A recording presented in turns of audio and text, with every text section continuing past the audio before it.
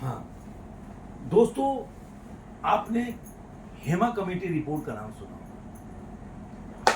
Hema committee report. लेकिन शुरू करने से पहले एक आग्रह करूंगा कि देखिए, हम लोग नए तरीके से थोड़ा एक समझिए कि पॉडकास्ट समझ लीजिए या वीडियो सोच लीजिए, हमने शुरू किया है। आप लोग का प्यार चाहिए और हम लोग अपने ऐसे वीडियो में कोशिश करेंगे कि आपके पास ऐसे मुद्दे लेकर आया जाए जो मेन स्ट्रीम मीडिया में जिसको जगह नहीं मिलता, और उसके ऊपर अपनी जो फैक्ट के साथ जो एनालिसिस होगा, हमारा क्या सोचना है, वो सब आपके साथ डिस्कस कर आपके सामने लाएंगे। विद फैक्ट करेंगे। हाँ, ऐसा नहीं बोला वाली नहीं। हाँ, कि फैक्ट भी रखेंगे, उसके साथ आपको हम बताएंगे कि भाई क्या चल रहा है। तो बस आप लोगों का प्यार और आशीर्वाद होना चाहिए। तो चलिए शुरू करते हैं। दोस्तों, आपने हेमा कमेटी रिपोर्ट जो आई है उसके बारे में सुना होगा। जो नहीं सुना होगा तो ये जान लीजिए कि एक 2017 में एक हेमा कमेटी, जो रिटायर्ड जज हैं, उनके नेतृत्व में एक कमेटी बनाई गई, क्योंकि बहुत से मलयालम फिल्म इंडस्ट्री में आवाज़ उठ रहा था कि वहाँ पे जो आर्टिस्ट हैं, चाहे वो जूनियर आर्टिस्ट हो या फीमेल आर्टिस्ट हो, जो एक्ट्रेस हैं, उनके साथ एक्सप्लॉयटेशन हो रहा है, उनका शोषण हो रहा है, या तो उनको काम नहीं दिया जा रहा है, अगर उनका विरोध करते हैं तो काम नहीं दिया जा रहा, इस तरह का उनके आरोप लगा। तो उसके बाद एक कमेटी बनी और उसका रिपोर्ट आया 2019 में। 2019 में रिपोर्ट आया, अब ध्यान से सुनिएगा, लेकिन उस समय ये रिपोर्ट को पब्लिक नहीं किया गया। रिपोर्ट को पब्लिक जब ये डॉक्टर का केस कलकत्ता में हुआ और प्रेशर, हाँ, उसके बाद प्रेशर होने लगा, वहां पे प्रेशर बनाया जाने लगा, तब जाके इस रिपोर्ट को पब्लिक किया गया। इसमें भी एक बहुत बड़ा बोल सकते ग्लिच है, जो मैं आगे बताऊंगा। अब आपके दिमाग में होगा कि आखिर ये रिपोर्ट में जो आया वो क्या है। मतलब रिपोर्ट जो है, जो भी मतलब उन्होंने कुछ 295 पेज का रिपोर्ट है, जिसको बाद में कम पेज, कुछ पेज हटा के, और क्यों बताऊंगा मैं कि क्यों उसको कम करके उसका रिपोर्ट को पब्लिक किया गया। लेकिन जो भी रिपोर्ट पब्लिक हुआ, मतलब जानकारी, इंफॉर्मेशन, जो रिपोर्ट बोलता है, विस्फोटक है। विस्फोटक इन द सेंस है कि आप सोचिए कि मलयालम फिल्म इंडस्ट्री में एक फीमेल एक्ट्रेस को क्या क्या सामना करना पड़ता है, कैसे कैसे सिचुएशन के साथ वो गुजरते हैं काम पाने के लिए, और वो अगर सिचुएशन में नहीं गुजरते हैं तो उनको कैसे हरास किया जाता है। वो पूरा रिपोर्ट है, एक एक लाइन उसमें लिखा गया है कि वहाँ पे कैसे, और बड़े बड़े नाम हैं उसमें, मैं आगे बताऊंगा। लेकिन अब आपको सवाल दिमाग में आ रहा होगा कि आखिर ये रिपोर्ट बना क्यों। देखिए, कई लोग इसमें आवाज उठा रहे थे, पहले से बोले जा रहे थे, ऐसा नहीं कि घटना अचानक से हुआ, लेकिन घटना इसमें टर्निंग पॉइंट आया। हर चीज का एक बोलते ना, ऊपर वाले का एक होता है, भर जाता है, जैसे बोलते हैं, हाँ, पाप का घड़ा जो भी है भर जाता है। तो एक टर्निंग पॉइंट आ जाता है। भगवान जो ऊपर वाला होता है वो आपको एक, मतलब बोल सकते हैं कि जब सोचता है कि नहीं, अब चलो, अब एनफ, अब तो कुछ करना चाहिए। तो 2017 में एक भावना करके एक्ट्रेस हैं मलयालम फिल्म इंडस्ट्री के, वो कोची जा रही थी शूटिंग के लिए। तो जब शूटिंग के लिए जा रही थी तो कुछ 6-7 आदमी ने उनके कार को ओवरटेक करके रोका और उनके साथ एक्सप्लॉइट किया गया। उन्होंने उसमें एक व्यक्ति को पहचान लिया। मतलब हाँ, बड़ी बात है। आप सोचिए, मतलब ऐसे जो ये तो मतलब आम आदमी को राजनीति कर लो, हाँ, आप पकड़ लो रास्ते में, नॉन आदमी के साथ में भी ऐसा होता है, और वो भी नॉन फेस लोग, हाँ, अरे कि जिसमें वो पहचान गई, भाई यार मैं तो आपको जानती हूँ, आप ऐसा क्यों कर रहे हो। तो अब उन्होंने नाम रखा, जो मलयालम के बहुत बड़े स्टार हैं, दिलीप का। उसके बाद दिलीप का नाम रखा उन्होंने। तो उसके बाद वो कोर्ट में गया केस, और कोर्ट में जाने के बाद वो छूट गई, मतलब सॉरी, वो छूट गया। मतलब आप जानते हैं, आजकल देख रहे हैं ना कि अभी डॉक्टर का कलकत्ता में केस चल रहा है, तो कैसे वो बड़े बड़े वकील, कपिल सिब्बल, और आप देखिएगा पब्लिक से ज्यादा वकील है। मतलब आपको, जब आपने देखा होगा लाइव, उसका आ रहा था, समझ में नहीं आ रहा था कहाँ से कौन बोल रहा है, इतने सारे वकील, इतने वकील थे। मतलब आपको वकील ही वकील थे, इतने बड़े बड़े लोग, जब वकील पैसा लगाते हैं वकील को, बड़े बड़े लोग को हायर करते हैं तो मामलाएं ऐसे ही चली जाती है। ऐसा नहीं कि उस पर कोई, ऐसा बोल सकते हैं कि उस पर कोई जजमेंट आ गया, लेकिन वो मामला जो है वो बरी हो गए। अब बरी हो गए तो इससे बहुत लोग नाराज हो गए, वहाँ के पब्लिक जो होती तो काफ़ी उसमें नाराजगी हो गई। तो ऐसा हो गया कि उसके बाद लोग वहाँ के जो काफ़ी और जो प्रोटेस्ट होने लगा, और कुछ ऐसी एक्ट्रेस थी जिन्होंने पहले बोल सकते हैं कि दबी आवाज में या डर के मारे बोल नहीं रही थी, वो लोग मतलब धीरे धीरे जब सोचा कि भाई काम तो मिलेगा नहीं। कई बार क्या होता है ना कि हम इसलिए नहीं बोलते हैं कि चलो काम नहीं मिलेगा। हाँ, अब सपोज करो आपको दिमाग में आ जाए कि मेरे को तो काम मिलना है नहीं, मिलना ही नहीं, या मैं काफी टाइम हो गया, मेरा एज हो गया, कोई जरूरत नहीं है, तो या मैं क्यों झेलूं, हाँ मैं क्यों उनको सुनूं, ये हो हाँ जाता है ना। ऐसा हो जाता है। और ये भी सोच लेते कि मतलब कई बार क्या होता है कि कई बोल्ड लोग होते हैं कि भाई चलो काम मिले या ना मिले, मैं तो अब एक्सपोज करूंगा। तो इस तरह से कुछ मतलब जो फीमेल आर्टिस्ट थे वो लोग सामने आए, उन्होंने एक एसोसिएशन बनाया जिसका नाम है women in cinema collective foundation, इन्होंने बनाया। उसमें काफ़ी मतलब जो लेडीज़ हैं, जो फीमेल एक्ट्रेस हैं, उन्होंने शामिल हुआ और उन्होंने प्रोटेस्ट किया। उसके बाद जो वहाँ के सीएम हैं पिनरई विजयन, उनके पास वो डेलीगेशन लेके गए और इतना प्रेशर पड़ा तो उन्होंने फिर 2017 में ये जो हेमा कमेटी बनाया, उन्होंने रिटायर्ड जज हैं हेमा जी, तो उनके रिपोर्ट बनाया 2017 में बनाया, 2019 में आया। अब 2019 में आया तो उसमें काफ़ी बड़े लोगों का नाम था, जैसा कि रिपोर्ट में और जैसा कि खबर है तो काफ़ी बड़े बड़े लोगों का नाम है। मतलब आप समझिए कि मलयालम फिल्म इंडस्ट्री के काफ़ी बड़े लोगों का नाम है। तो इसकी वजह से उन्होंने उस रिपोर्ट को सार्वजनिक नहीं किया, लेकिन 4 साल बीत गए और ये केस हो अच्छा, गया। 2019 में रिपोर्ट आया। हाँ, देखो तो जब 2019 में रिपोर्ट आया तो उन्होंने 4 साल तक दबाए रखा। तो देखिए भगवान की कृपा, ये जब कलकत्ता वाला, हाँ कलकत्ता वाला केस हुआ, उसके बाद दोबारा कलकत्ता वाला तो आवाज, करना करना। हाँ तो आवाज उठने लगी, लोग फिर प्रोटेस्ट करने लगे। तो उसके बाद इनको रिपोर्ट को बोले कि भाई देखो उसमें ऐसे लोगों का नाम है कि हो सकता है कि वो रिपोर्ट में अगर वो मान लो जो सही हो तो उनका नाम खराब हो जाएगा, तो नाम खराब हो जाएगा, इसलिए हम लोग रिपोर्ट नहीं किया। मतलब पॉलिटिशियन का तो मैं बताऊंगा क्यों ऐसा हुआ कि उन्होंने बोला कि भाई कैसे हो, तो जो विमेंस लोग थी जिनका फाउंडेशन था, उन्होंने बोला एक काम करो, आपको ऐसा लगता है तो उनका नाम निकाल दो, उनके नाम निकालने के बाद ये रिपोर्ट जारी कर दो कि भाई पता तो चलना चाहिए कि भाई रिपोर्ट में क्या चीज़ है, कि ये जो आरोप लग रहा है सही है गलत है। आदमी पे आरोप लग रहा है वो अलग बात होगी, लेकिन ये है कि नहीं, एग्जिस्ट करता है कि नहीं। तब जाके उन्होंने मैंने आपको बताया ना कि 295 पेज का रिपोर्ट था, बाद में 235 को पब्लिक किया गया। और इस रिपोर्ट में आपको नाम आने के बाद पब्लिक की खुश हो गई।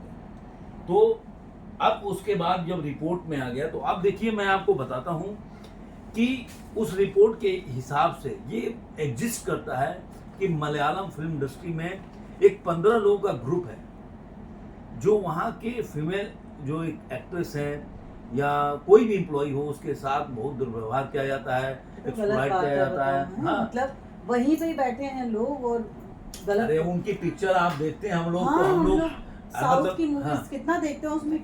पूरे साउथ में मलयालम एक हाँ, अलग मलयालम की मूवीज हम लोग देखते हैं और उसमें हम कैसे देखते हैं कि वुमेन्स के लिए कितना ज्यादा वो लोग बनाते हैं। कोई आप बॉलीवुड की पिक्चर देख लो उसमें वुमेन्स के लिए दिखाते हैं। हाँ, दिखाते हैं। अभी मैंने देखा था मोहनलाल की पिक्चर आई थी जिसमें नेहरू, हाँ, हमने देखा था जिसमें वकील बने होते हैं, वो हाँ, एक वो लड़की एक- के लिए तो हाँ। मतलब आप फिल्म में दिखाने के लिए क्या क्या दिखाते हो, लेकिन आपका वो गूंगी फेस लड़की क्या होती है? है, नहीं मैं- अंधी थी वो लड़की।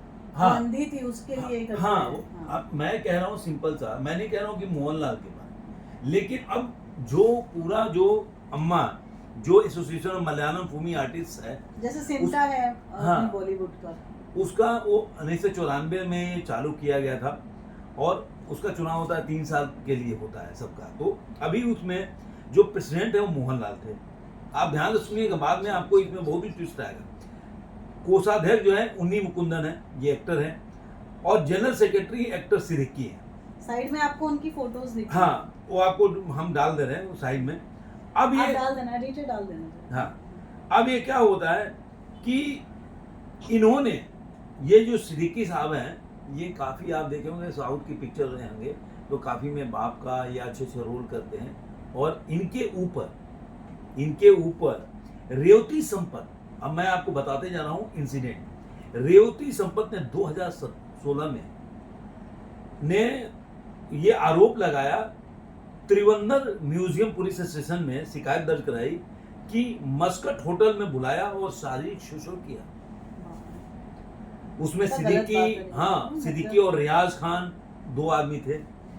इसी के साथ आप सोचिए कि वो एक और व्यक्ति हैं जिनका मैं आपको बता देता हूं, जो इसके साथ गीता विजन है। मैं आपको नाम पढ़ते जाता हूं। उन्होंने फिल्म डायरेक्टर जो तुलसीदास जी हैं, वो उनके ऊपर ये 1991 का घटना है। ये मैंने आपको बोला ना कि एनफ इज एनफ 2017 में बहुत मोड़ आया। पहले से चला। हाँ। मतलब वो जब वो न्यू कमर आई थी, अभी उन्होंने इस बात को बोला कि उनके साथ तुलसीदास ने उनको शोषण करने का कब प्रयास किया किया। था? बताओ 1991 में। आपको 1991 में बताओ कितना साल हो गए आपके? मतलब जोड़ तब लो। से है, ऐसा हाँ। नहीं है कि आज ही है ये सब। 35 साल हो गए। हाँ, कितने 35 साल। अब उनकी एज चौंतीस। क्या हो गई होगी बंदी, हाँ, जो लेडी है हाँ, उनकी एज कितनी? हमको आप देखिए, मैं फोटो डाल रहे हैं हम लोग। उसके बाद मिन्नू मुनीर है। अब यहाँ पे देखिए, एक्टर और सीपीआई एमएल के जो एमएलए हैं कोट्टम से, मुकेश, उनके खिलाफ उन्होंने आरोप लगाया। वो एक्टर भी हैं और सीपीआई के एम जो है उसके एमएलए भी हैं कोट्टम से। उनके ऊपर आरोप लगाया कि उन्होंने, और पोस्ट भी किया, अच्छा नहीं, आप फेसबुक पे उन्होंने पोस्ट किया कि 2013 में उनको बुलाया गया, उनके साथ शारीरिक शोषण किया गया और बार बार उनको ब्लैकमेल किया गया। इसलिए बताओ। सोचिए, उसमें उन्होंने 5 आदमी का नाम दिया, इडोवाला बाबू हैं, जयसूर्या है, मनियान पिला राजू हैं। तो उन्होंने पोस्ट भी डाला, ऐसा नहीं कि उन्होंने पोस्ट नहीं डाला। आप जाएंगे फेसबुक में उनका पोस्ट है, उन्होंने बहुत कुछ लिखा है उसके ऊपर। उसके बाद आपको बता रहा हूं कि आपको और कौन कौन से पीड़ित हैं आपको बताता हूँ। श्रीलेखा मित्रा, ये देखा जाए तो बंगाल की हैं, एक्ट्रेस हैं, लेकिन जो मलयालम पिक्चरों में काम करती हैं। उन्होंने केरला चलचित्र अकादमी के चेयरमैन जो है रंजीत बालाकृष्णन, ये घटना 2009 का है। उन्होंने बताया कि जब कोची में शूटिंग चल रही थी पलेरी मैनिकम के, तो एक होटल में बुलाया और उनके साथ शोषण किया गया। तो इस तरह का आप सोचिए कि ये कब से चला आ रहा है। और आज देखिए कि इसके खिलाफ, और मतलब एक बहुत बड़ा फाउंडेशन बन गया है वो। और अब तो कितने लोग निकल के आएंगे। हाँ, और ये जो मैं जिस पे आरोप लगाया सिद्दीकी पे, वो आप सोचिए कि वो जो मलयालम जो आर्टिस्ट है उनके लिए काम करते हैं। उनको अच्छा क्या फैसिलिटी मिलना चाहिए उनके लिए, उनको कोई अगर कोई परेशानी हो रही है उसके लिए काम करते हैं। और वही involve है। हाँ, उसके जनरल सेक्रेटरी है एक्टर सिद्दीकी। आप सोचिए कि अगर रक्षक ही भक्षक बन जाए तो बंदा जाएगा किधर? तो वही वाली बात हो गई। तो वैसे हो गया। अच्छा, मैं एक बात बताता हूँ कि ये ऐसा नहीं है कि आपको मैं बताऊं कि केवल ये मतलब मलयालम पिक्चरों में हो रहा है। ये बॉलीवुड में भी आपको आता जाता है। मैं तो टीवी सीरियल का नाम रखूं तो आपको तो कम से कम 20-25 तो नाम मिल जाएंगे बड़े बड़े लोगों का। मेरे ख्याल से अर्जुन खंडेलवाल है, कौन खंडेलवाल, राजीव खंडेलवाल है, काफी लोगों का नाम है। अमन वर्मा तो इसमें लिप्त रहा है, मतलब उनका तो नाम भी आया था। तो ऐसे काफी जो टीवी सीरियल के एक्टर हैं उनके, मैं तो बड़े बड़े लोग का नाम अभी बताऊंगा आपको इसमें, और एक तो शॉकिंग बात भी बताऊंगा आपको इसमें। तो आप सोचिए कि ऐसे लोगों के साथ ऐसा होता रहा है। अब बॉलीवुड में आयुष्मान खुराना का इंटरव्यू है। अब आयुष्मान खुराना जैसे बड़े, मतलब आज की छोटा तो है नहीं, उन्होंने लगाया कि उनके साथ भी ऐसा रहा। मैं वीडियो देख रहा था किसी पत्रकार का था, उसमें पंकज त्रिपाठी ने भी बताया। पंकज त्रिपाठी अब जो मिर्जापुर वाले हैं, मतलब वो तो मतलब उन्होंने बोला कि मेरे को ऐसा किया गया, तो मैंने उनको बाद में पता चला कि नहीं, मैं तो स्ट्रेट हूँ। मैं इस तरह की बात बता रहा हूँ। ईशा कोपिकर ने इसके बारे में बताया, सुचित्रा पिल्लई ने बताया, इसके ऊपर आरोप लगाया। आप सोचिए, ममता कुलकर्णी, राजकुमार संतोषी पे चाइना गेट के टाइम पे जो 1998 में मैं बना था वो, उन्होंने आरोप लगाया था। महिमा चौधरी भी तो लगाई थी। हाँ, सुभाष महिमा घई चौधरी भी लगाई थी, सुभाष घई- इसीलिए तो करियर खत्म हो गए अब उनकी थे, काम नहीं career- मिला उनको, बाद में हाँ। बोलती थी कि काम नहीं मिलता है उनको। अब उसके बाद आप देखो ना, राजकुमार संतोषी, ममता कुलकर्णी कहाँ गायब हो गई। ऐसे चित्रांगा सिंह ने भी लगाया था, जो आरोप लगाया था। आलिया भट्ट ने इवन इंटरव्यू में बोला कि ठीक है मैंने फेस नहीं किया, लेकिन इसका मतलब ये एग्जिस्ट नहीं करता, ऐसा नहीं है। इसी तरह इसी रिपोर्ट पे पृथ्वी सुकुमारन, काफी बड़े नाम है, बहुत बड़े स्टार हैं साउथ इंडियन फिल्म के, उन्होंने तो बहुत बड़ा बात बोला कि ऐसा नहीं है कि अगर होता नहीं है तो एग्जिस्ट नहीं करता। नहीं, आपको दिखता नहीं है तो हाँ, एग्जिस्ट नहीं ये करता। आपके साथ नहीं हो रहा है तो हाँ, आपके ऐसा साथ नहीं नहीं हो रहा है तो इसका मतलब ये नहीं है कि वो चीज है नहीं, एग्जिस्ट नहीं करती है। आप देखिए सुभाष घई के ऊपर मनीषा कोइराला ने आरोप लगाया, उसके बाद आपने कभी भी मनीषा कोइराला को सुभाष घई की पिक्चर में नहीं देखा होगा। ये सब चलता रहा है। एक और चीज आपको बता दूं, आपको मतलब आप मतलब ये जो खबर है ना, ये आपको बताऊंगा तो आपको लगेगा कि मैं क्या कह रहा हूँ। शशि कपूर का एक 1960 के दौरान एक इंटरव्यू है 1960, उन्होंने बोला कि संजय खान, देखिए मेरे रोंगटे खड़े हुए, मैं तो कभी सुना भी नहीं था ये बात, और धर्मेंद्र को ये सब बर्दाश्त करना पड़ा है।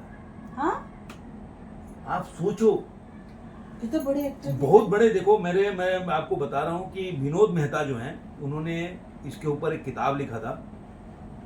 विनोद मेहता का एक बायोग्राफी है मीना कुमारी का, के ऊपर उन्होंने एक किताब लिखा, उसमें लिखा है कि विनोद मेहता ने लिखा है कि धर्मेंद्र को मीना कुमारी ब्लैकमेल करती। मीना कुमारी तब मीना कुमारी बहुत तभी बड़ी वो एक्टर थी ना, धर्मपाजी मतलब नए नए नए आए कमर थे। हाँ। मीना कुमारी बहुत बड़ी स्टार थी उस वक्त, स्टेबलिश थी। जब उनका मेरे ख्याल से फूल और पत्थर मूवी आई थी, वो एक साथ में आए थे। तो आप सोचिए कि ऐसा नहीं है कि मतलब ये मलयालम फिल्म इंडस्ट्री में है और यहाँ नहीं है। मतलब आप जाएंगे तो ये सब, मतलब इसको तो मैं हमेशा से बोलता हूँ कि इसको तो क्लीन करना चाहिए इस चीज़ों को। पता नहीं, अब देखिए एक ऐसा नहीं कि अब पॉलिटिक्स में भी रेणुका चौधरी का अगर 2018 का बयान होगा तो रेणुका चौधरी ने क्या बोला कि ऐसा नहीं है वो, मतलब उनका मैं पता नहीं लोकसभा में बोला था, पार्लियामेंट में बोला था, किस में बोला था, मुझे पूरी तरह से याद नहीं है, आप लोग कमेंट में बताइएगा कि उन्होंने बोला ऐसा नहीं है कि केवल फिल्म इंडस्ट्री में ही होता है, ये पॉलिटिक्स में भी होता है। तो आप सोचिए कि एक्सप्लॉयटेशन ऑफिस हो गया, और बॉलीवुड हो गया, आप हर किस जगह। तरह से कौन सा ऐसा जॉब है, जैसे लोग बोलते हैं इंस्टीट्यूशन कोई होता है, कोई कंपनी होती है, वहाँ पे अगर एम्प्लॉय जो काम करता है तो उसको एक्सप्लॉइट किया जाता है। लेकिन अब हर जगह जो एक मतलब विशाखा जो गाइडलाइंस है उसके हिसाब से हर कंपनी में बना है, लेकिन कितनी कंपनियों में होता है सब। होता ही होगा। और जो आखिर जो विशाखा गाइडलाइन भी हो तो वो उस इंस्टीट्यूशन में, आपको बता देता हूँ कि विशाखा वो गाइडलाइन एक ऐसा है जो बनाया गया था कि जिसी भी कोई भी इंस्टीट्यूशन हो तो उसमें कुछ मेंबर होते हैं जो इस तरह के एक्सप्लॉइट किसी लेडीज के साथ, फीमेल के साथ अगर उस इंस्टीट्यूशन में कोई गलत चीज़ हो रहा है या उसको एक्सप्लॉइट किया जा रहा है तो वहाँ रिपोर्ट कर सकती है। अच्छा। हर ये गवर्नमेंट ऑफ इंडिया का रूल है। इसमें भी आप कोई और विशेष अगर आपके पास मैं गलत हूँ या आपको कोई जानकारी तो जरूर कमेंट बॉक्स में लिखिएगा। तो लेकिन आप देखिए कि जितने भी कंपनी है, कितने जगह विशाखा गाइडलाइन के हिसाब से कमेटी है, और अगर है भी तो वो कमेटी केवल उसी इंस्टीट्यूशन का है। और इंस्टीट्यूशन का अगर मान लो कि कोई बॉस ही ऐसा कर रहा हो तो उसके खिलाफ वो एम्प्लॉय कैसे आवाज उठा सकता है, उसको काम करना है कि नहीं करना है। तो ये सब अगर मान लीजिए कि विशाखा गाइडलाइंस का भी हुआ तो मेरे हिसाब से उसके मतलब बाहर से बंदे को रखना चाहिए, कोई एक व्यक्ति बाहर का भी होना चाहिए कंपनी का तो तब फिर जाके तो वही बात हो जाएगी हाँ, ना। नहीं तो क्या मतलब है उसका। रक्षक की बख्शे वही वाली लाइन आ गई ना फिर यहाँ पर तो। कोई भी अपने कंपनी में आप सोचो कि कोई भी जिस कंपनी में आप काम करते हो तो आपको हर आदमी नौकरी करना चाहता है, क्यों नौकरी छोड़ेगा आज के टाइम में। सही बात है। और अगर वो कहा था ना कि पानी में रह के मगरमच्छ से बैर, हाँ, तो अगर आप पानी में रहकर मगरमच्छ से बैर करो तो आपको दिक्कत होगी। तो एक बाहर का व्यक्ति हो, जैसे कि वहाँ लोग कहीं भी बोलते हैं कि नहीं कोई जैसे कोई भी घोटाला हो जाता है तो बोलते हैं कि भाई रिटायर्ड जज जो है उसके अंडर ये जांच हो। क्यों कहते हैं कि भाई मान लो जी किसी भी पार्टी का बंदा हो या लीडर हो तो वो कहीं ना कहीं बायस्ड हो जाएगा या को अपनी पार्टी के अगर खिलाफ कोई जो इन्फ्लुएंस कर देते हैं नहीं प्रूफ भी मिल रहा है ना तो क्यों बोलेगा वो। मान लो अगर प्रूफ मिल रहा है कि मेरे पार्टी का जो वर्कर है या मेरे पार्टी का एमएलए है या एमपी है या मंत्री है उसके खिलाफ ये चीजें हैं तो वो क्यों बोलेगा? सही। तो इसलिए लोग बोलते हैं कि भाई चलो रिटायर्ड जज किसी की तरफ नहीं होगा तो वो कर सकता है। तो ये सब चीज़ें जो है मुझे लग रहा मेन स्ट्रीम मीडिया में इस पर डिस्कशन होना चाहिए, और इसमें डिस्कशन होता नहीं है। आप देखिए आज तक आपको सुशांत सिंह का केस का, मैं नहीं कह रहा हूँ ये क्या हुआ, लेकिन उसका उस पर रिपोर्ट तो आनी चाहिए। आज देखिए मतलब मुझे लग रहा है कि 2-3 साल तो हो गया कोरोना के टाइम पे बात है। जून में हुआ था ये घटना। 2019 में हुआ था कि 20? नहीं 2020 में हुआ था ये। 20 में हुआ था। क्योंकि कोरोना तो दिसंबर के बाद शुरू हुआ, उसको क्यों बोलते हैं कोविड 99, क्योंकि दिसंबर में चालू हुआ था लेकिन मार्च उससे सब तो फैले। 20 में मतलब सुशांत का हाँ केस। जून में मेरे ख्याल तो से आज जून में। 24 चल रहा है, 24 ऑलमोस्ट खत्म हाँ होने तो वाला है। आप सोचो कि 4 साल हो गए उस पे। अब मैं अभी भी बोल रहा हूँ ये डॉक्टर का केस चल रहा है ना, मैं हमेशा इस पे तो मेरा वीडियो भी है, आप देखिएगा मेरे चैनल पे जाके रणधीर सिंह ओपिनियन, कि मैंने हमेशा बोला है इसमें कुछ होने जाना वाला नहीं है। सब लोग अपनी रोटियां सेक रहे हैं, इससे कुछ किसी को नहीं मिलने वाला है। आप देखिए कि 9 तारीख को डॉक्टर का केस हुआ था, जो बच्ची का जो शोषण हुआ था वो 9 तारीख की घटना है ये वाला। हाँ। और बाद में पुलिस ने जो अपना इन्वेस्टिगेशन करने लगी तो वहाँ के बीजेपी के लोग हैं या विपक्ष के जो ममता बनर्जी के अगेंस्ट में जो पार्टी हैं या सारे लोग जो प्रोटेस्ट के में शामिल हो, चाहे डॉक्टर हो चाहे स्टूडेंट हो, उन लोगों ने मांग उठाई कि भाई सीबीआई आना चाहिए। कोर्ट के ऑर्डर से सीबीआई आया 13 अगस्त को, तो 4 दिन के बाद आ गई। आज कौन सा तारीख है? 17 तारीख हो गई। 17 दिन हो गया। तो सीबीआई ने क्या कर लिया? सीबीआई ने कौन सा रिपोर्ट किया? आज भी मैं सुनता हूँ कि संदीप जो बनर्जी है, संदीप घोष संदीप घोष है, उनके पॉलीग्राफी टेस्ट चल रहा है तो उनको आज बुलाया, तो कभी संजय राय को वो कर रहे हैं। मतलब ये वो सुशांत सिंह केस वाला कहानी चल रहा है कि आप धीरे धीरे मेन स्ट्रीम मीडिया का देखिए डिस्कशन कहीं भी नहीं चल रहा है। हाँ, आप देखो टीवी नहीं, आप टीवी मीडिया नए में मुद्दे आते जा रहे हैं ना, नए हाँ। मुद्दे आ जाते हैं। टीवी वालों को भी तो टीआरपी चलाना है ना भाई। जो पुराना रहेगा तो उसको क्यों लेंगे? हाँ पुराना के मतलब नए आ रहे हैं तो उसमें धीरे धीरे वो पहले दिन भर चलते थे, अब वो दिन में 2 घंटा चलेगा, आधे घंटे चलेगा, ऐसे धीरे धीरे वो गायब हो जाएगा और ऐसे ही आदमी के जहन से भी उतर जाएगा और कुछ नहीं मिलेगा। तो आप देखिए कि 18 दिन के बाद भी दूर तो ऐसा कुछ नहीं रहा कि कल उसके ऊपर कोई रिपोर्ट है। सुप्रीम कोर्ट ने संज्ञान लिया तो क्या हुआ वहाँ पे इस पे आप मान लीजिए कि अरे अभी बात है तो कैसे बंद कर दूं मैं, कुछ बातें तो सुप्रीम कोर्ट का जो ऑर्डर है उस पर आप देखिए स्वतः संज्ञान लिया, तो सुप्रीम कोर्ट ने क्या बोला उसमें? उनको बात करना चाहिए कि भाई जो पुलिस वाले हैं उन्होंने क्यों देरी किया, उनको बुला के बात करना चाहिए, उनको उनके से क्वेश्चन आंसर करना चाहिए, उनको संदीप घोष से बुला के बात करना चाहिए। जब स्वतः संज्ञान लिया उस केस को लेकर तो जो कल्प्रिट है जिसपे आरोप है उनको बुलाना चाहिए। आप उस पे गवर्नमेंट जो बंगाल गवर्नमेंट है उनके वकील से आप बात कर रहे हो, फिर क्या फैसिलिटी होना चाहिए? अरे पहले केस तो देखो कि केस में हुआ क्या, कौन कल्प्रिट है, किसको सजा देनी है। तो ये सारा लोग मिलकर ना गेम प्लान करके और ये रफा दफा कर देंगे और जनता के हाथ में कुछ नहीं आएगा। हाँ, सही बात। वैसे ही होगा। सुशांत सिंह केस एक मिस्ट्री सा है कि मेन स्ट्रीम मीडिया में अरे न्यूज वाले भी कमा के रख लेते हैं, अपने टीआरपी चला रहे धकाधक। कितना उस वक्त पे कितना चलाया? हाँ अरे वो रिपब्लिक चैनल वाला कितना चला है, दिन में भाग रहे पीछे, यहाँ इधर गई तो क्या नाम है, क्या रिया चक्रवर्ती, रिया चक्रवर्ती यहाँ गई तो वो बांद्रा पुलिस स्टेशन में चली गई तो उसका भाई यार, अरे यार भाई लगता अब क्या होगा। फिर वो नारकोटिक्स वाला आया, उसके लिए इनकी वो चल रही है, उनकी हुआ कुछ नहीं। आज देखिए सब केस पता नहीं है आपको किधर है। तो ये वो ऐसे ही ये केस का भी हालत होगा ऐसा मुझे लगता है, और मैं हमेशा भगवान से मनाता हूँ कि मैं गलत साबित हो जाऊँ, लेकिन होऊंगा नहीं। तो आप बताइएगा आपको वीडियो कैसा लगा, और फिर आपको कोई और टॉपिक लगे तो बताइएगा उस पर। आपको जैसे कि मैंने पूरी कहानी बताई कि कैसे कैसे हुआ, क्या उसके कैसे, अगर आप भी चाहते हैं थोड़ा डीप आपको भी नॉलेज मिले मतलब चीजों की जो आपको मेन स्ट्रीम में नहीं देखने को मिलती है, तो हम लोग फिर उसके ऊपर आप भी टॉपिक दे सकते हो। उस पर हम लोग थोड़ा सा एनालिसिस करके स्टडी करके आपके पास लाएंगे। फिर मिलेंगे ऐसे ही किसी वीडियो में। आज के अंक में इतना ही। धन्यवाद।